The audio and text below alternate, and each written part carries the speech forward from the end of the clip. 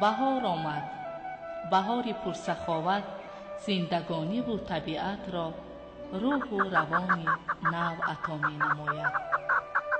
بابای دهقان و اطراف نگریسته امید می بندد به فیض و برکت دسترخوان، رزق و روزی فرزندان.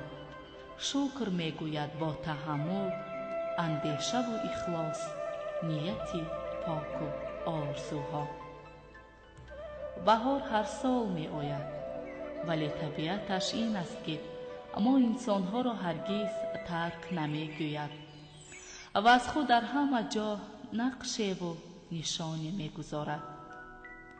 در پیراهن اطلس گلدختران، طاقی زردوزی و تور حریر نوعروسان، درز و سوزنی های چیوران، نقش و نگار سحرانگیز صورتگران به جلوه می آید. ای آدمان، بهار فرا آمده است.